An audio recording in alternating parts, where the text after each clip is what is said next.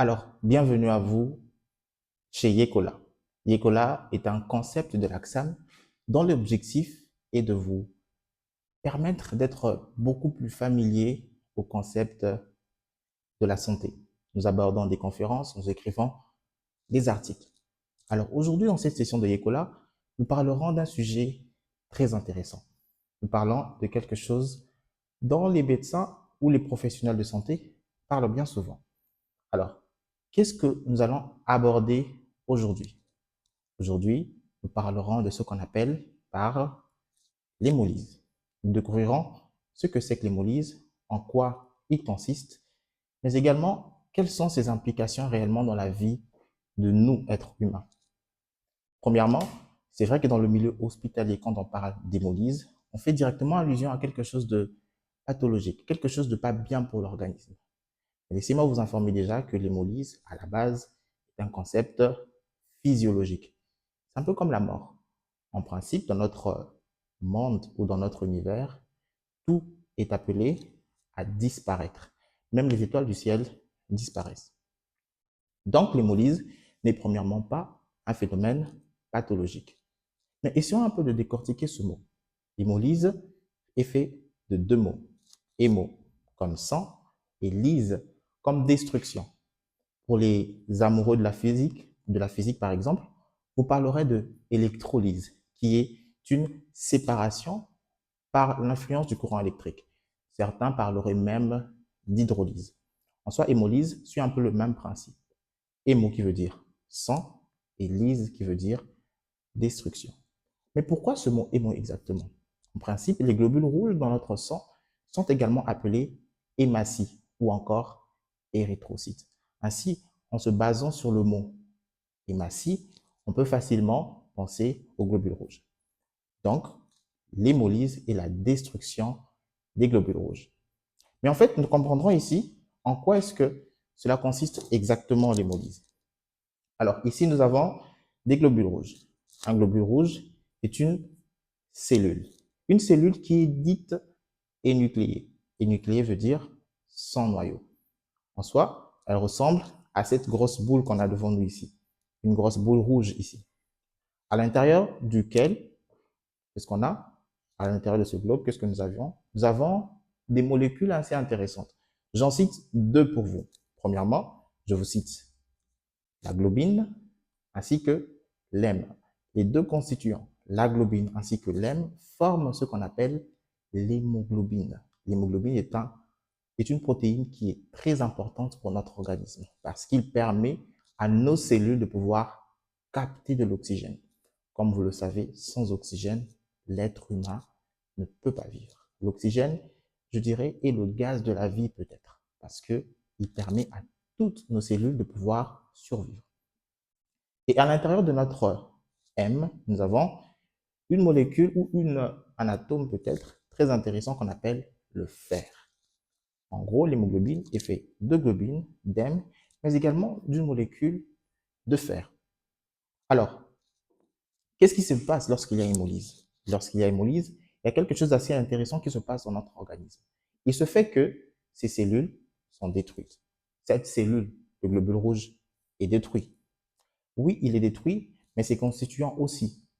En fait, nous avons l'hème, par exemple, qui sera détruite. Nous avons la globine également qui sera détruite. Et le fer ne sera pas forcément détruit, mais le fer sera recapté. Retenez bien ce terme, recapté.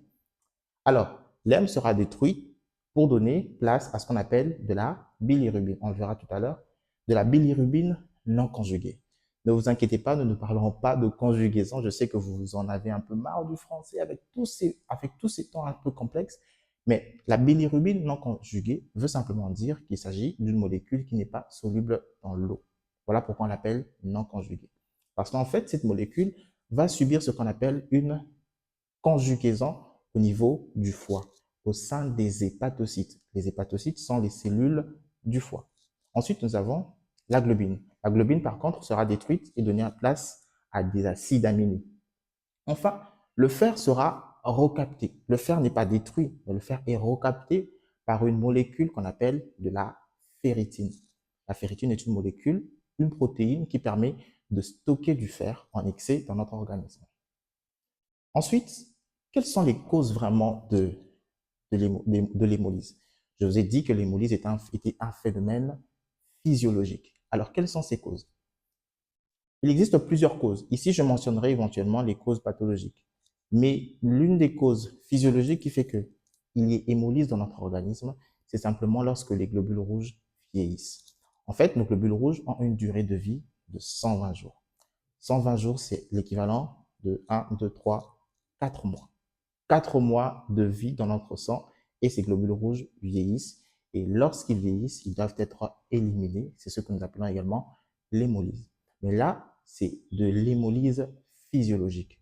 L'hémolyse est pathologique lorsque les globules rouges sont détruits en excès. On parle alors d'hyperhémolyse. Mais vu que dans le milieu hospitalier, on rencontrerait difficilement un patient en hémolyse physiologique, c'est pourquoi, généralement, dans le milieu hospitalier, quand on vous parle d'hémolyse, on fait directement allusion à quelque chose de pathologique. Maintenant, quelles sont les causes de l'hémolyse? En principe, je vous proposerai de scinder tout cela en deux causes. Les causes corpusculaires, je sais que le terme fait un peu peur, mais ne vous inquiétez pas, on va bien l'expliquer. Corpusculaire veut simplement dire que c'est le globule rouge qui est problématique. C'est lui qui est malade. Et extracorpusculaire, ça veut tout simplement dire que le globule rouge n'est pas problématique. Il n'a aucun problème, mais il y a des facteurs externes au globule rouge que lui ne peut pas contrôler qui entraînent sa destruction. Alors, parmi les causes corpusculaires, nous avons des causes enzymatiques. Bien sûr, au niveau de nos globules rouges, il y a certaines enzymes qui fonctionnent. En l'occurrence, une enzyme qui est très connue qu'on appelle la G6PD. G6PD, c'est glucose 6-phosphate déshydrogénase. G6PD, on va le retenir comme ça. En fait, cette enzyme, lorsqu'elle est perturbée, peut entraîner une hypersensibilité des globules rouges aux phénomènes inflammatoires, voire à certaines infections, ou même à certains aliments qu'on peut consommer comme le fève. Ensuite, nous avons également d'autres déficits enzymatiques qu'on appelle également un déficit en pyruvate kinase. Je ne vous demande pas de le retenir forcément. Mais sachez qu'il y a des causes enzymatiques qui peuvent entraîner une hémolyse pathologique. À part les causes enzymatiques, nous avons également les causes liées à l'hémoglobine.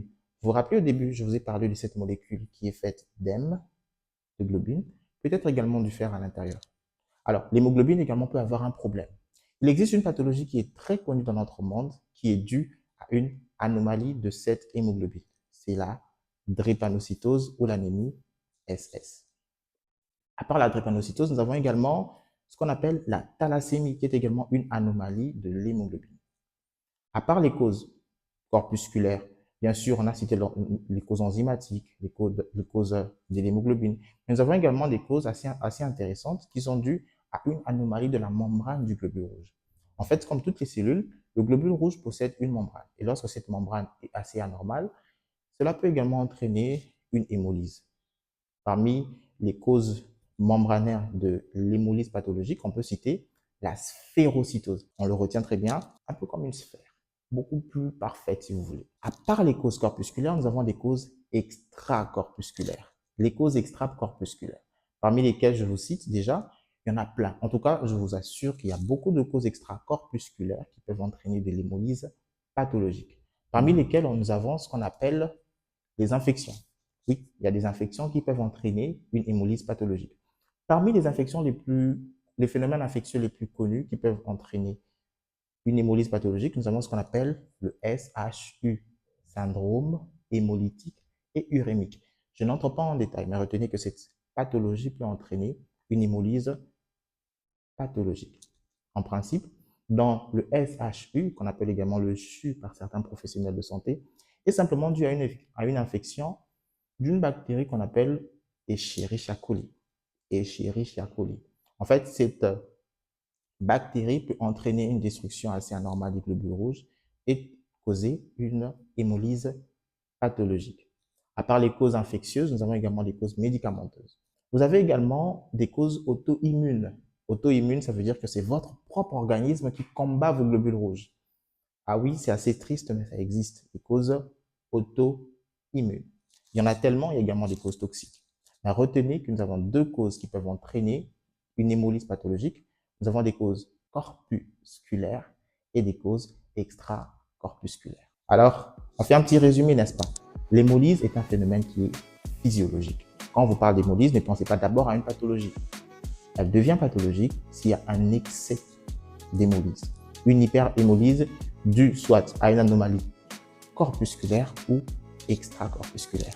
J'espère que maintenant vous avez compris c'était quoi l'hémolyse et vous serez en mesure de pouvoir l'expliquer simplement à vos proches et à ceux qui vous entourent. Ici c'est Yekola, nous sommes là pour apprendre ensemble.